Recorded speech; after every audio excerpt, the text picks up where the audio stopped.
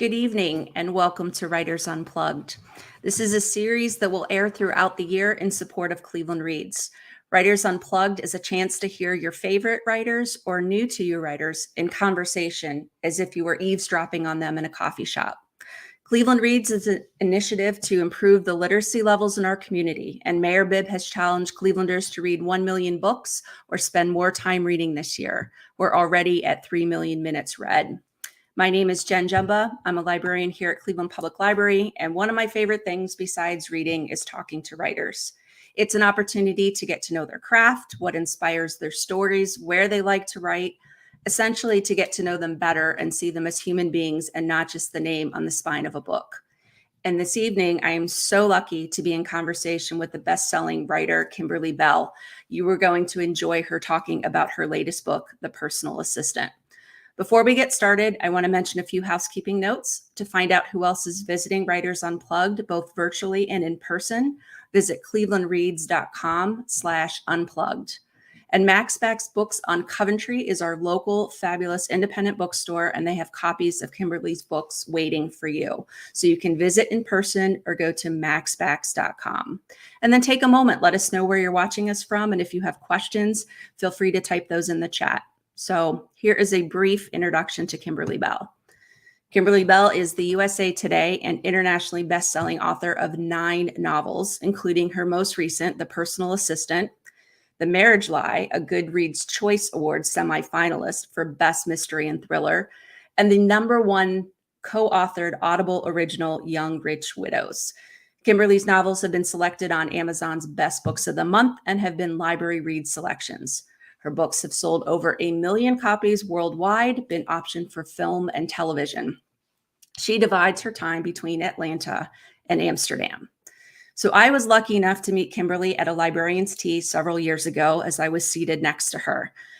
And this was my first introduction to Kimberly and her work. She had these beautiful postcards that had her book covers, which were absolutely stunning. And we started talking. And as you will see this evening, it is really hard not to be a fan. So I immediately read her backlist and every book she has written since. And as I was reading her latest, The Personal Assistant, there was a moment when I gasped out loud, and those who were near me said, "Oh my gosh, are you okay?" So this is kind of a hallmark. In every one of Kimberly's books, there will be a moment when this happens. It's just hard to know when it will happen and where you will be reading when that happens. So if you want to join me in giving a warm Writers Unplugged welcome to Kimberly Belle. Hi. Hey. Now I want to know when that gasp was. What happened? I will have to tell you offline because there's no spoilers. I will just say moo, and you will know what I'm talking about. Right. And so those of you who have read The Personal Assistant will know exactly what I'm talking about. So this is your latest book. Can you take a few minutes and just kind of introduce us to this book? No spoilers. Yes. So The Personal Assistant is about an Instagram influencer who has just reached like this big milestone, 1 million followers on Instagram. And she wakes up the next morning after celebrating this big event, and she sees that one of her posts, which she's not entirely sure that she posted, has gone viral, but in a very bad way. So she calls her personal assistant, a woman named AC, and she is like, "Help, we need to do damage control." And AC is gone completely silent. And in the coming days, it seems that she's not just silent, but actually missing. And the police come looking to the influencer and her husband for clues. Okay. Where did you get the inspiration for this story? I mean, we know influencers are kind of everywhere, but what made you? They are, and they're kind of fascinating. I mean, I think everybody has, whatever your social media is, whether it's Facebook or TikTok or Instagram, there are, people who keep showing up in your feed who are just kind of magnetic. And so that is one part of the inspiration. The other part is, as an author, I don't want to say required by our publishers to be out there. You're strongly encouraged. Yes, very strongly. And, so But, you know, I have a husband, I have a couple of kids, I have, Mhm. you know, friends and dogs, and nobody's asking to be on my Instagram. So I'm very conscious of how much I put out there and how I present what I put out there, especially when it comes to private stuff. And it just got me thinking, you know, these poor influencers, they're putting their entire lives out there in Yes. ways that go way further than what I do. And what happens if somebody on the receiving end of that information maybe doesn't have the best intentions for that person? And so the story just kind of snowballed from there. Yeah, I found it fascinating, just because the title of her blog or her handle is Unapologetically Alex, right? Alex. Yeah. And yet it was designed to be authentic. I think it started with after she had her twin girls, there were some stretch marks and she Right. captured them just so people kind of go, okay, look, you know, we're real, She's we're real. human. Yeah. And then like as you read the story and see how much of it is really real, how much of it is, oh, for lack of a better term, manipulated. Yeah. Um, Yeah, and you know, that was something that came out of my research because, you know, like I don't know if you've ever heard what these people are making, but if you have 1 million followers, you can make a lot of money, like crazy amounts so of the money. librarian gig is Yeah. up. You can become a librarian influencer, There and we go, right? We'll just yes, I yes, bet there are some out there actually. sure. You know, but if you're, and Alex is smart, and Mhm, if you could figure out how to translate it into money, you're making a lot of money. And Alex started out, she kind of fell into it by accident. So it mhm, wasn't something that she went searching for, but she realized pretty quickly, okay, I have all these people, I have this captive audience. How can I monetize it? And so she did, which great. But the more followers you get, and the more you listen to what those followers are maybe saying and thinking, and the more you let yourself be influenced by the reaction to what you're putting out rather than what you're actually putting out, you know, you can stray from your original intention. And that definitely happened to Alex. And she has two, you know, by now in this story, they're 12-year-old twin girls. I don't know if mhm. anybody out there has had a 12-year-old girl in the house, but they're not always very nice. And hers Mhm, are, you know, calling her out left and right about being fake and saying mhm. things that aren't true. And yeah, so she's kind of gotten away from that unapologetically Alex intention when she started it.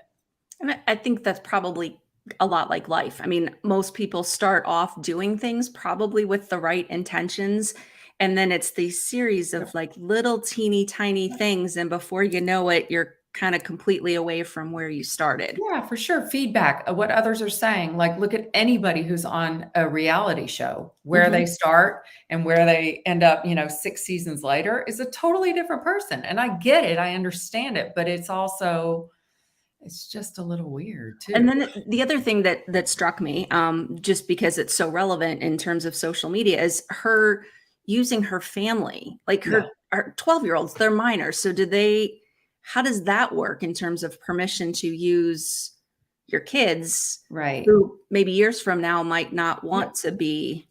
Yeah, and that was another thing that I found in my research for this story is Mhm. a lot of influencers who started out with their kids, you know, and this is Alex too, her kids were really little when they started Exactly. out. They don't know anything. They don't have any say in it, right? They're just Mhm. pretty pictures and they get free stuff and they get vacations and, you know, Right. whatever all the freebies are. Um, but as they grow older, a lot of the influencer, not a lot, but I came across many influencers who were pulling their kids off of their social media because of all the weird stuff that can happen. And Mhm. people, you know, think they know these kids. They've seen them grow up, and then all of a sudden they're 12 and they're turning into little miniature women. And then Yeah. things can get really creepy. And so a lot of the influencers that I saw were like, we're putting on the brakes, we're taking everything off. Yeah. But I also say this in the book, the internet is forever. You can't remove it. Yeah, there's a TED Talk, I think his name is Juan Enrique, who talks about that what you put on the internet is more permanent than a tattoo. Oh, because that's all you scary. need is one screenshot and that lives forever. You can take your post down, you can delete your account, everything, but all you need is somebody somewhere screenshotting and that lives in perpetuity. And they screenshot it like that. Yes.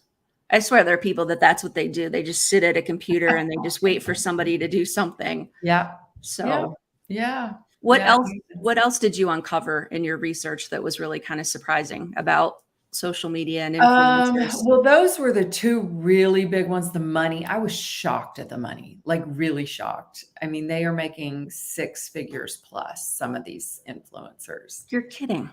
And it's well, okay, I do have one more research thing that I want to Yeah. tell. But what I also noticed was like some of these influencers that were making a lot of money and who had really big followings, I had no idea who they were.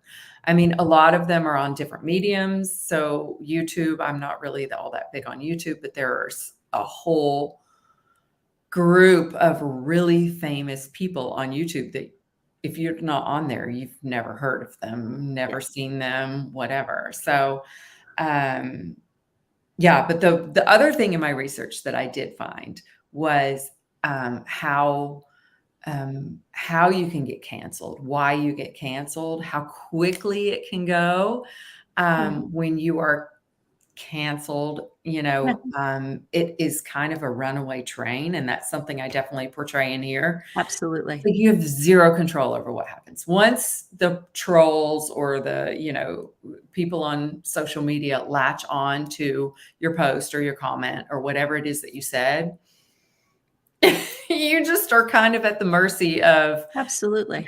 time and waiting for it to kind of blow over. It's kind of frightening, especially when your entire career depends on the money that you're making from this thing.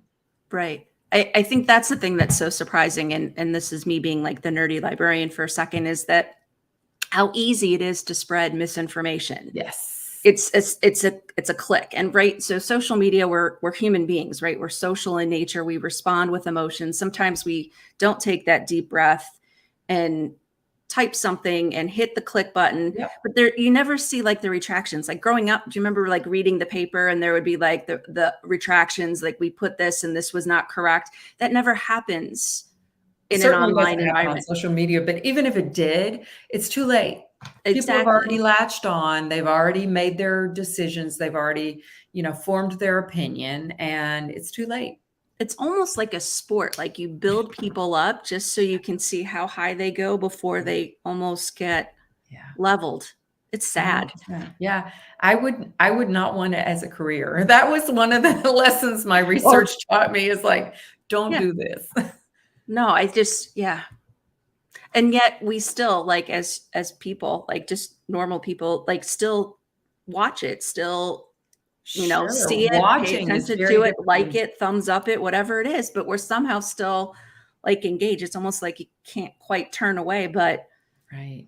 yeah. Well, I have a 24-year-old daughter, and I mean, so many of her friends are like, I don't know if they're calling themselves influencers, but they're building these huge, I mean, just normal kids that Yeah. are, have a good fashion sense or are funny or whatever it is. They know something really specific and they are talking about it online, and they're building up these huge followings, which, I mean, good for them, but also Yeah. be careful what you wish for. Well, exactly. The very thing that makes it great is Yeah. the very thing that can make it not so great, right? That Mhm. you have the ability to connect with lots of people, right? So that we don't feel alone in the world, we don't feel isolated. And yet at the same time, because we're so connected, and if we there's a line in the book, and I'm going to read part of it. I can't read one of the words that I love. I know the criticism doesn't stick to the screen. It echoes in your head and rewires your brain in it with your neurons. And I was Yes. like, that it captures it exactly. That Yeah. if we're careful to, I guess, put value on external sources for our happiness. Yeah, for sure. And there are all sorts of studies that have talked about how like the likes and the, comments and people saying all these positive things like really release dopamine in your system. Correct. So, that's the positive side. The negative side is it can really mess with your head when everybody is like, your nose isn't straight. And then all of a sudden you're like, wait, I've never noticed my nose, but it's not straight. What? I Exactly. mean, it Yeah. really gets in your head and it can really mess with your mind. It's interesting. I also teach grad school, and so I'm teaching baby librarians, and my class that I teach in the summer is about social media. And it's just so funny because this book is just, it's going to be recommended reading for the class, just to see like what could go wrong, and then the implications it has, not just on that individual, Yep. but on their family. Right. It's Right. it's not just one person. And then the whole doxing thing. That was my next thing I was going to say, especially when you're talking about a family, and a lot of people have asked me when I was, I haven't been out for this book in a minute because it came out back in November. But Mhm. when I was doing, my talks, everybody was like, what's doxing? But it's like when somebody puts your address out there so people know where you live and they can come to your home and ring your doorbell. And I mean, that's freaky, right? It's beyond freaky. And I was like, it's right up your alley to talk about in one of your books, because it is that it's very unsettling. Yeah. Yeah. Very To say the unsettling. We think least. we're safe. We think things are anonymous when we're online, and there's a way to Nothing find. is anonymous these No. days. I think everything can be traced. Yes. Yeah. Yeah. Yeah. So can you talk a little bit about, one of the things I love about your books is that you tell the story from different perspectives. Can you talk a little bit about that? How you approach this story from Alex? Yeah. Yeah. So I tell the story from Alex's point of view. She's my Mhm. influencer. And then her husband, Patrick, we Right. hear from him as well. And we know pretty much from his very first chapter that he is hiding something, that Yes. he's worried that Alex is going to find something out. And he's kind of scrambling Mhm. to shut things down. But that Pandora's box has already been opened, Mhm. and he's scrambling the whole book to try to stop this. And then we also have a woman. She's young. She's, gosh, I don't remember, 18, 19, 20, somewhere in there. Mhm. And it's set in the 90s in South Georgia. And she is a maid at a kind of roadside highway motel and meets this older, wealthier man Mhm. who she kind of falls for and gets involved with. And so we follow her story as well. And then at the end, they all kind of wind together. Yeah, it's brilliant. It's absolutely brilliant. So if you all haven't read it, definitely put it on your TBR pile, and like definitely at the top, because you'll fly through it. I mean, this is one of those things that you can't put it down, you Thank know. So yeah, you stay up way late reading it, and you go to work the next day a little tired, but so worth it, right? So Exactly. I love it when a book does that to me. does it frustrate you a little bit, because it takes you a lot longer than like an evening or up till 3 a.m. to write it, right? This is what I read, and I'm like, I can't stop. And Yeah, you no. purposely like leave cliffhangers, because then you change right back to the other person's perspective, so I have to, yeah, before you know it, Yeah. it's way Well, late. so writing teacher, one of my writing guru people who, has taught me a lot of things. But one of the things she said to me was like, never give a reader a reason to put the book down. So I Kick work ass. really hard at that. You do a really great job.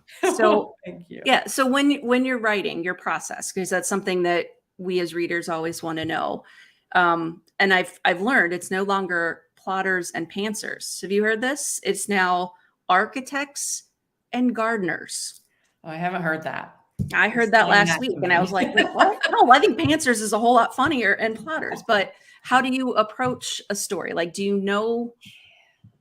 Yeah, I guess I'm the architect. Is that the plotter in this Yeah. in this scenario? So yeah, I spend a lot of time on an outline Okay. and really thinking through, what's going to happen scene by scene, chapter by chapter. And that's not saying that it's set in stone, but when I start writing, and I actually just ran into not the outline for this book, but for the book that is currently in edits with my editor.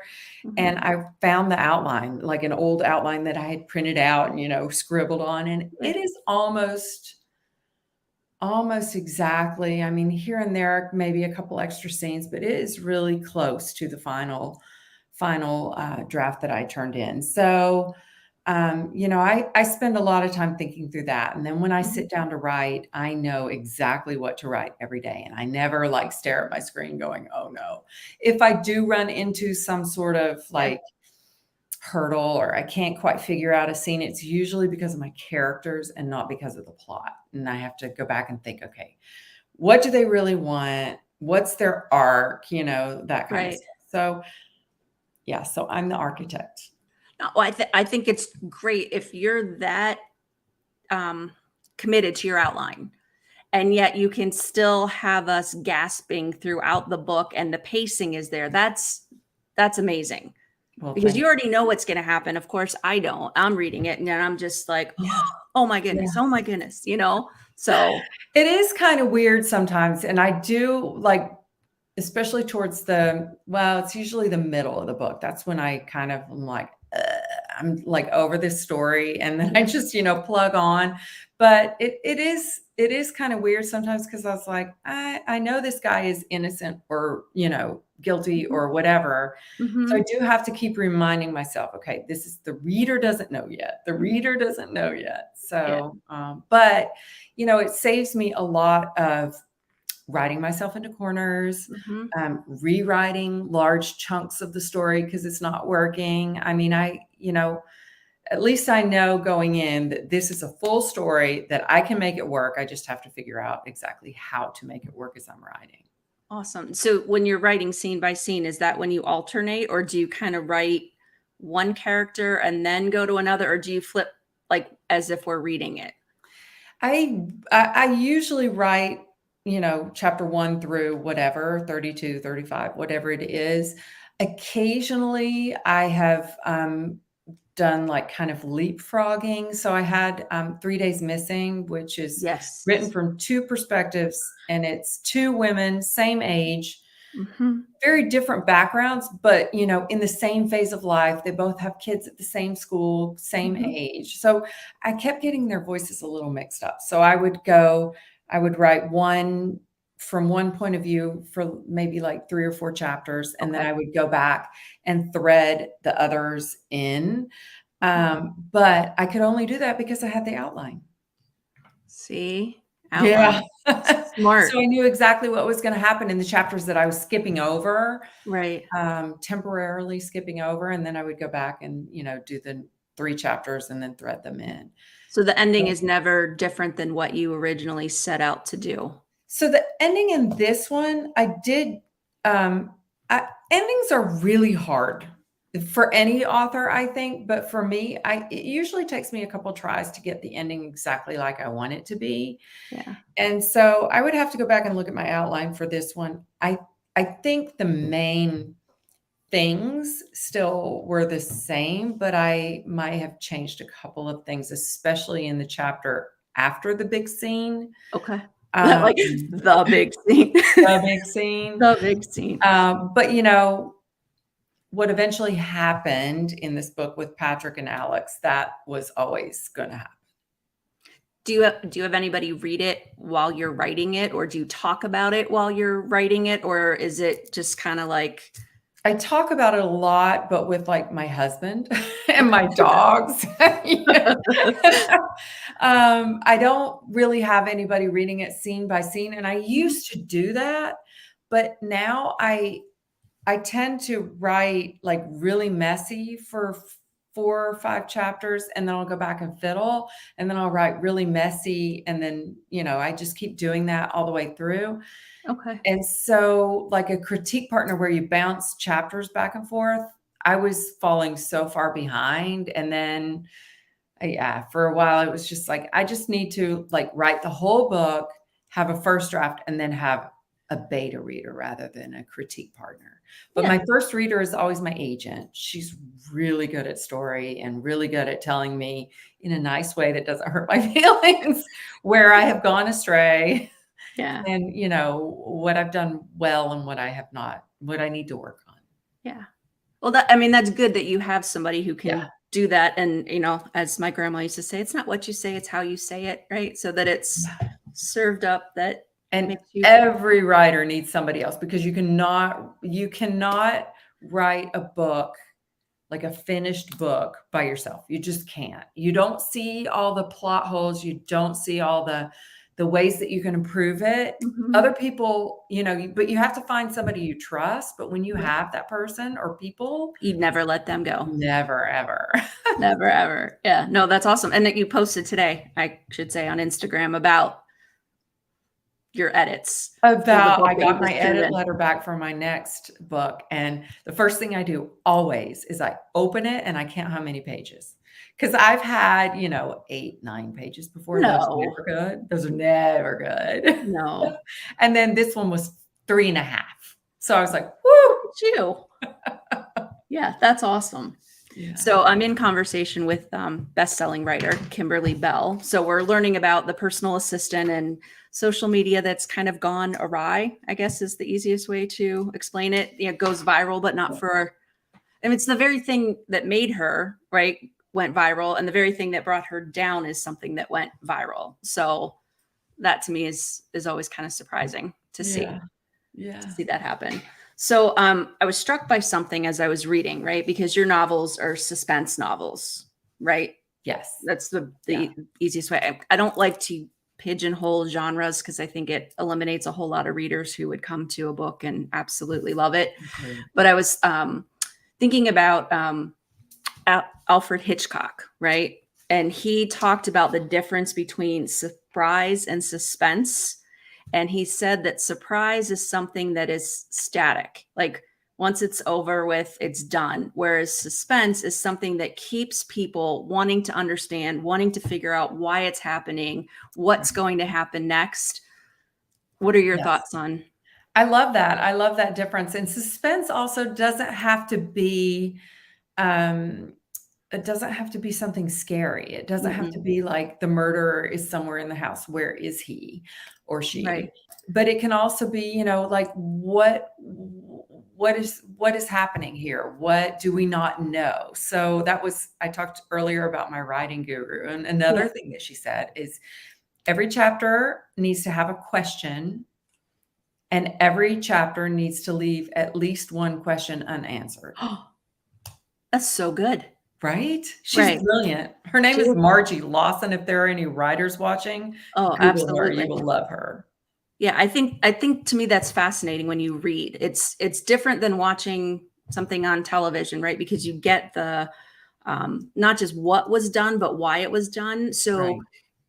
Throughout reading this book, like, I'm trying to figure out, like, is Patrick good? Is he not so good? What is he hiding? But at the same time, I find myself sympathetic to him because you've done this great job of, like, I guess as human beings, most of us are not all good and we're not all bad. Right. That we're Right. somewhere in the middle. So you can understand what motivates somebody to do Right. what they're doing or to make those choices. Yeah. And I love that in a villain, like a villain who is doing the wrong things, but for the right reasons. I just think that and especially in a villain, like it's not all bad. It can't be all bad. Nobody's the villain in their own head, right? Right. Like the No, you're villains in their own rationalizing. head are heroes. They're doing this thing for a really good reason in their Absolutely. minds. So if you can portray that in a book and kind of, kind of make your readers, I don't know about sympathy for the really bad things, but at least understanding why he made that choice or she made that choice. I think those are the most interesting villains. I agree. Those are the things that, and I think always as a reader, it makes you feel a little bit like conflicted. Like, am I supposed to like them, not like them? I like them for this, but that whole, like, rationalizing why we're doing what we're doing. It makes sense to us. Right. To the outside person who doesn't know that, it might seem really kind of mean or ridiculous, villainous. I know, right? So, in your books, I'm talking with Kimberly Belle, best-selling writer. They're always people who were, I'm going to say, ordinary, but like you could totally see it playing out in your life or with some of your friends or some of your colleagues. So I think that's what takes it a step further, that it's not something like, was it The Menu, right? That movie. Right. Did you see Right. that? Oh, I know. Lisa Unger made me watch it. So it's so good. it is so good. I did not see a lot of that stuff coming, but it's not, these are relatively normal people. Yep. This is like a husband and wife. They're married. They have twin girls. He's their stepfather because, her, I guess, baby daddy like Yeah. left, Yeah. right? But like inherently good people, Right. normal. They go to school, Right. they, have soccer practice, they do all these things. And yet, Well, I think that's a charm of stories and those are the kind of books I like to read. I mean, I occasionally pick up a book where I'm like, oh, this is someone so far out of my wheelhouse or, mhm, but the books that I tend to write are normal people who sometimes by fault of their own, but a lot of times by no fault of their own, right. get put in these really abnormal, crazy situations. And, the for me, the interesting part in writing it is also kind of trying to figure out what does a person do in that situation? And like Alex is not equipped to, Mhm. to be a detective or to, Right. figure out who this person is on the other side of the internet screen. But she has to Yeah, work to save her family, And so how these people deal with it to me is more interesting than the actual mystery of what happened.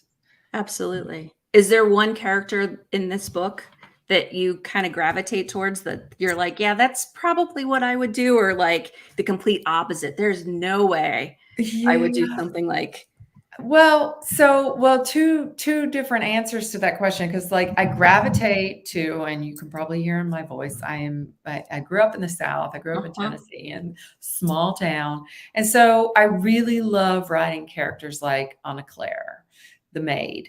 yes. She's come from a really tough situation. She's working, just trying to get by, Mhm, and this guy comes in and sweeps her off her feet and mhm, promises all these things. And I just really, really love writing characters like that. The voice comes really easily to me. mhm. The, kind of small town,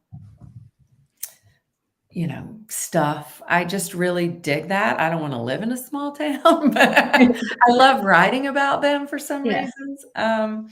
So I really gravitated to her, but I'm not sure I would have made her choices. I think she made some really bad choices, but I also understand why she made them. And yes, uh, you know, uh, yeah, everybody, you do what you got to do. And she was in a situation where, I mean, that money and some guy coming in yeah, saying, buying her nice things and promising her nice stuff yeah. was really attractive to her. So, I don't know. Is there somebody in this book who I really agreed with their decisions?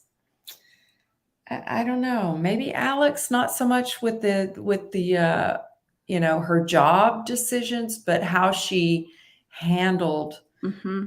after things kind of went sideways. Yeah. Maybe I would have made some of those decisions. Yeah, I think, the little bit that I know you, you're fiercely protective of your Right. family, and Right. that's what comes through with Alex, that doesn't wanna put them in harm's way, whereas Patrick at times is like, "Oh, it's no big deal, they know where we live," and she's Yeah. like, "Yeah, Yeah, no." it kind of knocks her out of her fog a little bit, Yeah, I mean, she realizes kind of the situation that she's put her family in, and kind of blames herself for, you know, getting them into this dangerous situation.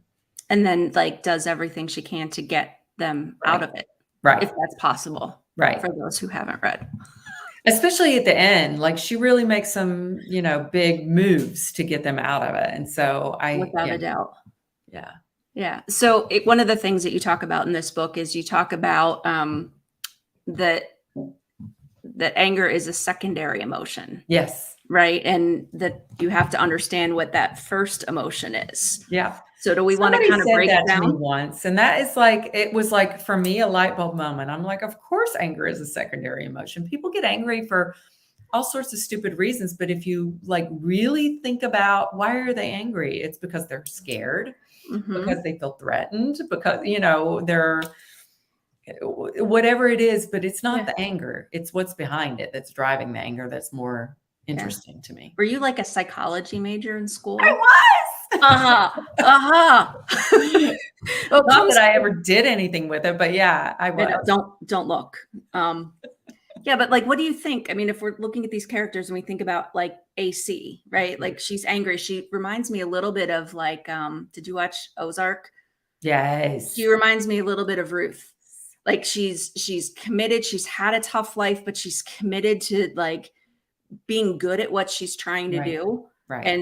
And there's a bit of a coldness to her, but Yep. deep down there's something that's very kind about her at the same Yep. time. Yep. Yeah. So, And yeah, and if you look at, I mean, what is driving her? She comes across very, I mean, it eventually comes out as anger, but mhm. what's driving it? It's not anger. Mm-mm. I don't know if I can say it without giving a big part Yeah, of I the know. story away, but it's really not anger that's driving her. It's funny because after I read that line and I thought about it, everything I've read since then or interactions I've had with people since then, I was like, "Well, that's your secondary." Yeah. So much as like, Yeah. What "Oh, are you wonder what really their feeling? first" right, but I think it's cool. Yeah. It and then sometimes I think about me, like, if I ever get angry at something like, "Okay, let's just stop, take a breath, think about why, Yeah. and then try to resolve that rather than Because your being feelings angry." are hurt, because you feel, stepped on or Mhm. whatever it Yeah, is, it's not really anger. It just comes out as anger. absolutely. So, you talk about one of the lessons in the book, right? Is in the midst of the messiest, scariest lives, there are moments of beauty, and you have to be relentless in snatching them up. Wow, Can I did I ask say when yeah, it's written in your book. It's amazing, right? Like, so it begs the question: when did you write this book, The Personal Assistant? Was this written during I don't know 2020 maybe or COVID? Yeah, it was let me think about this. So I wrote it well, it was 2021. So okay, we weren't in lockdown. right? But I mean, it was still a big part of our lives. And I think we were all kind of looking for the pot of gold at the end of the rainbow kind of thing. Yeah. Or at least, the positives out of the negatives. Yeah. Absolutely, and I think that I mean, that speaks to who you are, right? Like, trying to snatch up these good moments because that 2020, 2021 were not always the greatest times for us, but yet there were moments where you Yeah. did snatch it up because 'cause you're like, "This is kinda cool. I don't know if I would have done this," or yeah, Exactly. Yeah, I was just talking about this, with a girlfriend who I spent a lot of time with when we were in lockdown, officially okay, 2020, um, and 20 into 2021. But, we were talking about how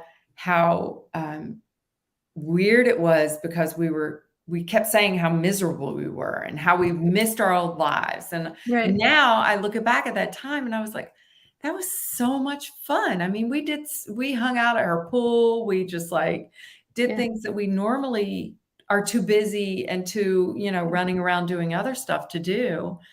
And so, yeah, there's always, the silver lining, I think. yeah. There's always the whole, "If I knew then what I know Yeah, now," right.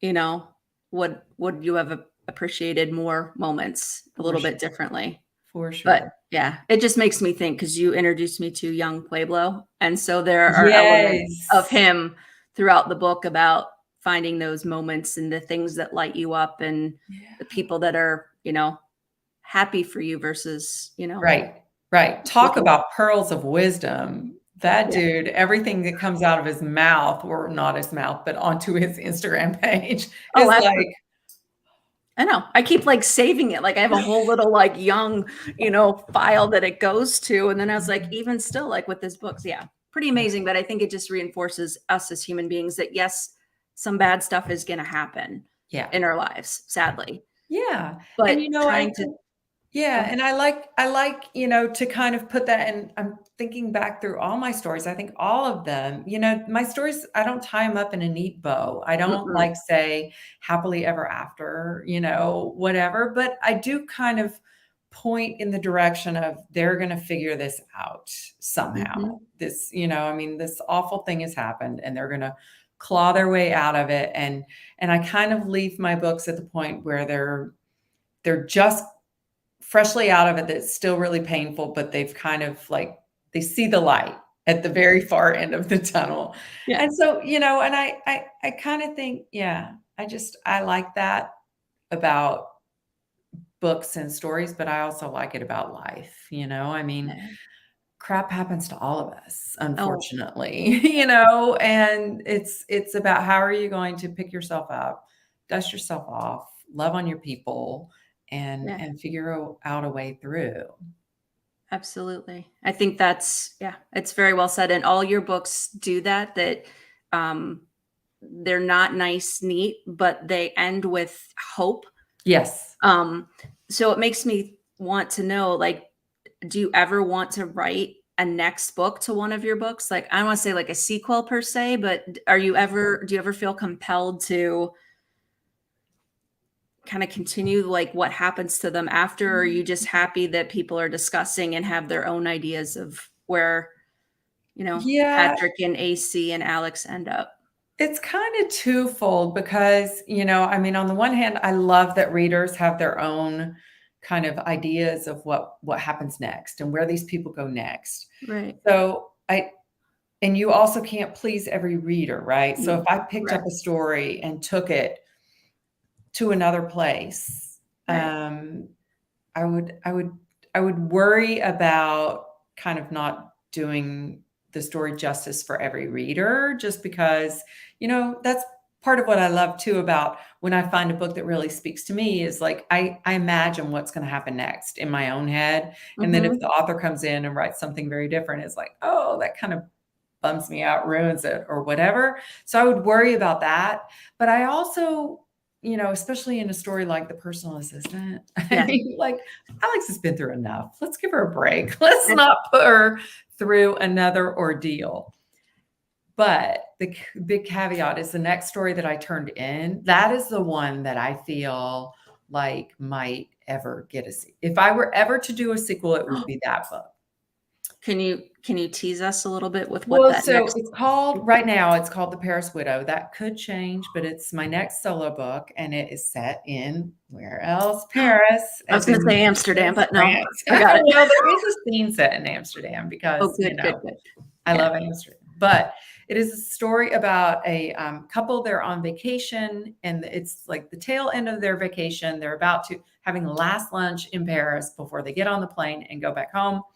And they're seated at a cafe. He leaves something there, forgets his sunglasses or something. They leave, they go back, boom, big explosion. And yeah. Wow. And so in the coming days, the police tell her that he's not just a victim of the bombing, but was also the target. And so she's trying to figure out what happened, like Yeah. why, who was after him, kind of thing. Yeah. But it is one of those books that as soon as I wrote the end, I had the whole next book in my head already. Yeah. Oh, we cannot wait. I know I can't wait, but I'm sure people who are watching and listening to Kimberly Belle, best-selling author, the best-selling trend is just going to continue with that one as well. Yeah, well, let's hope so. I love this story. I really do. It was one of those that when I finished it, I was like, the end, hit send, like send it in. I was so confident about it. And that doesn't happen with every book, but this It is does one. not? No, Really? Is no. it is writing kind of like art where they say it's never really done, it's just abandoned because you'll constantly Yes. want to tweak Yes. and okay.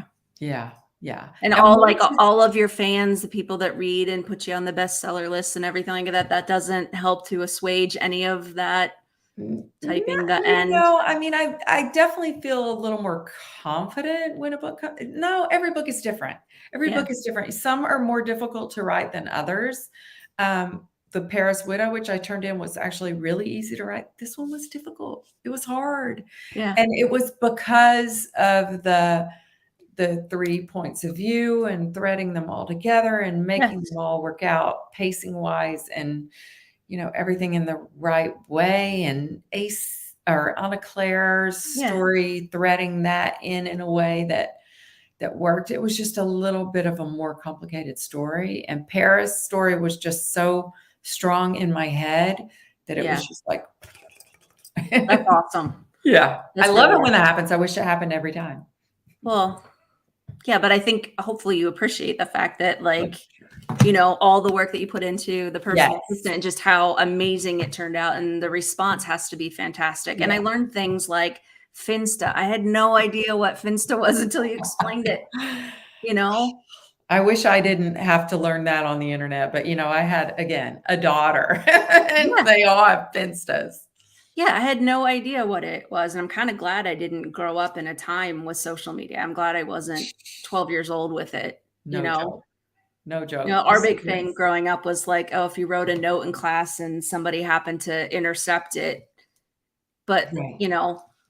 nothing like going viral. I mean, it was just whoever talked to who, and those are back before you had answering machines. It was just landline phones, and somebody didn't answer. Oh, well, no big Oh, deal. well, Yeah, yeah, yeah, totally different time. totally. And I am not, I mean, the kids nowadays, they have it in a lot of ways really easier, but in so many more ways, so much harder. Yeah, I So, agree. yeah. Yeah, I think about like when I studied abroad, actually spent time in Amsterdam. But like that was before, cell phones and smartphones. And so it involved, you got on the wrong bus and ended up not where you were supposed to be, And you or had this trying to giant sort out map. money. Cause yeah, exactly. You had maps, and then you had to like make sure you could fold them back the right way. Cause yeah, that was always a challenge. Or like, I can remember my parents sent me, like I just turned 16 and they sent me to Europe for a summer to play soccer, and here's a calling card. So I can remember like phone booths on the street, Yeah. right? Yeah. And you call and you're like carefully like calculating, well, if I call now, then she's going to know it's 2 o'clock in the morning here. So that's not a good time to call. Right. Maybe wait. Yeah, exactly. Maybe wait. But yeah, just things are different. And you had to figure out money and exchange rate because, credit cards and Yeah. cashless and apps and all that stuff wasn't the way it is Yeah. now. No, my parents had 0 idea where I was half the I time, like know. none. None. Exactly. Exactly. Yeah, things are different now with like Find My Phone and, Yeah. Yeah. and then Yeah. I start to think about like, the whole new thing right now with AI and Chat GPT and how pervasive that is. And can we talk about one of the scenes in the book with the girls Yes. at a party? Will you share a little bit about? Yeah, yeah. So, one of the things that comes out in all this, like, mess is a recording of Patrick, speaking to AC, the personal assistant, Mhm. and it's basically, it makes him sound really bad. He says some really awful things, but it's not it's, pieces, parts put together to make it sound bad. And Yeah. I mean, I wrote this before the Chat GPT came really on the scene. Now, Yeah. you could do that with video and make it look 100% real. Yeah. Or even the girls are at a party, right? And they're Right. suspended from school. Also, because there are some pictures, floating around of them drinking, smoking, and they swear that it wasn't them. And there's a picture of them drinking a Coca-Cola and somebody makes it a beer can or whatever. Yeah.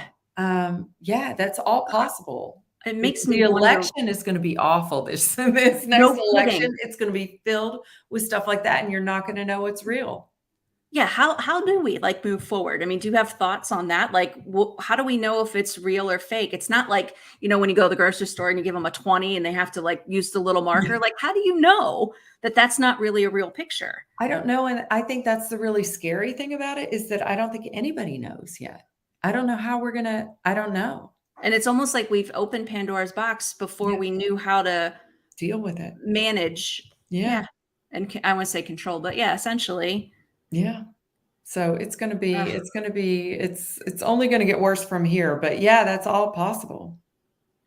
wow. Makes me kind of glad I'm as old as I am right now, right? That I'm not going to have to see all the ridiculous, crazy Yeah, stuff. And then how it will basically damage lives. I mean, Yeah. Yeah. reputations, all of that. Yeah. And I think this is another thing that I say in the book. I don't remember exactly how I say it, but like by the time it's out there, it's too late. You can't Yes. pull it back in. You can't, even if you can prove without a shadow of a doubt that it's fake, like that recording of Patrick, for example, Yeah. he can prove it's fake, but nobody's listening then. They've already No. made their assumptions. They've already heard the tape. Right. In their head, he's this one way. They've moved on. They're not listening I to don't the know. It makes you apology. wonder, like, do you then like document like all the good that you're doing so people see that all the time? So when something has been manipulated to be fake, that they go, oh, well, that can't possibly be, because she's always, I don't know. I don't know how you combat it. I don't either. And that's the terrifying thing. That's the Oof. terrifying thing. Yeah. It's like, innocent until proven guilty, but that doesn't No, always work out that stand. way. Yeah. Wow. So I'm joined in conversation with like the dear Kimberly Belle, like writer of most recent is The Personal Assistant. What have I not asked you that you want people to know Oh my gosh. besides read your entire backlist? Go to MaxBacks and patronize an independent bookseller to buy your books. Or a library. I'm in most libraries, I think. Yes, you are proudly displayed on the shelf in my library. Yeah. Yeah. What other questions? Gosh, I don't know. We talked about what's coming next. Have we talked about Amsterdam? Let's talk about Amsterdam. I love Amsterdam. So here's the funny thing about because we're about to leave we usually spend summers there. And I'm actually really looking forward to it because I'm about to start writing again. And I get so much written there. I don't know what it is. Maybe it's because in the summers, the long days, it's light Yeah. until I don't know, 10:30. Yeah. So the days feel really long, and I don't know, maybe it's just super inspiring. I love it. Maybe. Are you going to bring your video tours back from Amsterdam? I don't know. I haven't done that in a while, have That I? was one of my favorite things. It was like, Really? Oh, I love yeah, that. like this is Maybe why these buildings have hooks, and this is what I Yes. loved it. So Yeah, and Amsterdam is so cool. There are so many cool things about it, and things that, a little off the beaten track. yeah. I did have a couple ideas for stuff that I never got to, so maybe I'll bring them back. I'll bring them back. And will you ever set a book in Amsterdam? Okay, so my next book, but I'm talking about this with my editor tomorrow because I'm under contract for one more book that is unwritten as of yet, and I've pitched a book set in Amsterdam. So we shall see. Perfect. And then we can do the Amsterdam tour to all the places mentioned in the book. I've fought for a book set abroad in Europe, specifically Europe. Actually, the Paris Widow was going to be set in Amsterdam, and they were like, Amsterdam, I don't know about Amsterdam. So charming. That's what I said. But they were like, Paris, because you have a bunch of books that are big books that were set in Paris, like especially in my genre, the Paris Apartment. Yes. Lucy Foley from probably 2 years ago now, but right. That spent a lot of the Paris time. Architect, that was a few years ago, but Charles Belfour, that was amazing. And I saw another one is about to come out. So, there are lots of books set in Paris that do really well. So my publisher was kind of like, well, let's do Paris. Can you set it in Paris instead? This is like the warm up to Amsterdam, right? That's what I thought. You're just kind of setting the stage that, yes, I'm going to write and set in Europe. That's what I thought. Yeah. So we'll see. And, the Paris Widow, because, most of the story is set in Paris, but I do have probably 8 chapters where they're traveling around Europe, and they're flashback chapters. And in each one, those are from my husband's point of view. And, we kind of get the little clues and interesting things that from his perspective leading up to the bombing. And so one of them, of course, is set in Amsterdam because I could not do it. Perfect. Yeah. It's just like the prequel to the one set there. I like what you said, warming them up to it. That's all. Yeah. Like they need warming up. You are Kimberly Belle, right? So So Cleveland Reads is all about improving literacy levels right here in Cleveland with Cleveland Reads. I know, and beautiful shirt, I have to say. It's what all the cool writers are wearing this Right? spring line. Yes, it's the Cleveland Reads blue. So can you talk a little bit about, why literacy or reading is important to you? Yeah, well, so I have always been a reader. I've been a big reader since as long as I can remember, and I have two kids, and both of them are very big readers as well. But I a bunch of years ago, I did one of my book releases was tied to a literacy council in my parents' hometown, and when I was Aw. doing research for that, it's interesting, like everything, and this is maybe my psychology coming back, Uh-huh. like everything that happens to everybody, whether you're watching something or something Mhm. happens to you or whatever, the brain automatically makes it a story. And so stories and there's a book and it's for writers, but it's literally called Wired for Story. But it's really true. Your brains are wired for story. So everything that you see, hear, understand, you're trying to make a story of it in your head. And so, for me, writing stories and reading stories has been such a big part of my life. And for me, that was kind of a light bulb moment. Like now I understand why. It's because Yeah, I'm trying to make sense of the world, trying to absolutely. understand, things that are happening around me. But yeah, I've got two kids who are big readers, so I think that is like one of my biggest accomplishments Well, too. awesome. Yeah. We'll go to the final 5 questions. Oh, Okay. So, what book do you think everybody should read and why?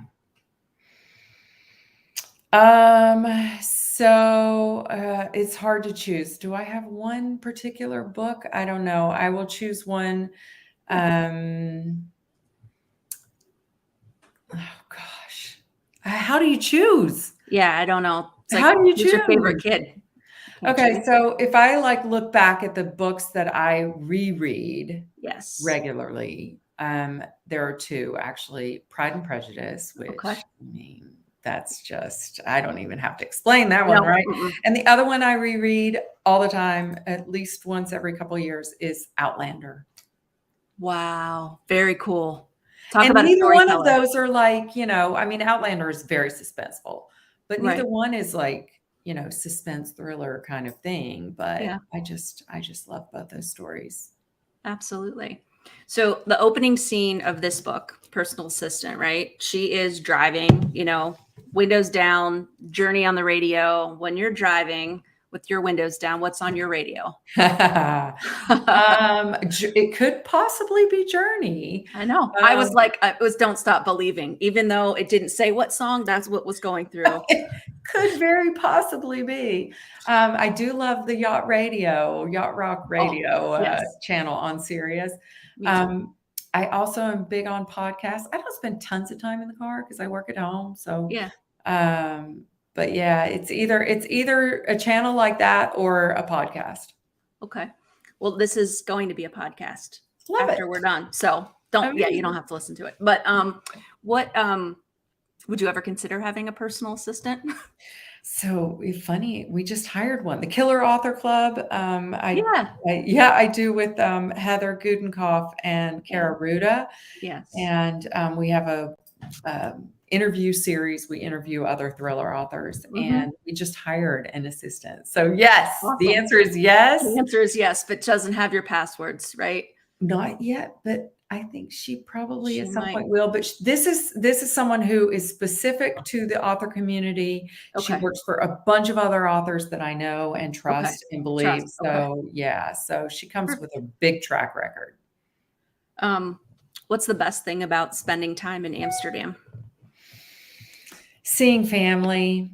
I Mhm. mean, yeah, I was going to say, close to it also is that you can walk everywhere. I don't know about how your town is, but Atlanta is very car centric. And so to get anywhere, grocery store, Mhm. anywhere, I have to get in my car. And so I don't even have a car there. I have a bike and a tram pass, and Oh, that's that's awesome. it. Yeah.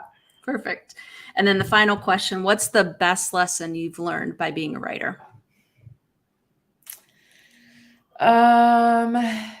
The best lesson, and there are many, but I think the best and the most valuable lesson has been because writing is so very solitary. Mhm. And, I sit in a room by myself with maybe a And your dog or voices. two.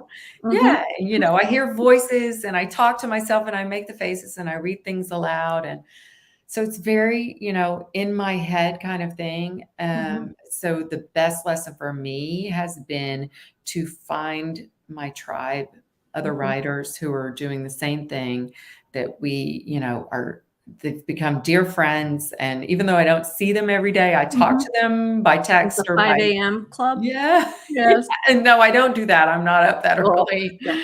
But, find your Yeah. tribe, love them hard. And I have definitely done that. Good for you. So I just want to say a big, huge thank you to Kimberly Belle, best-selling writer, for joining us this evening.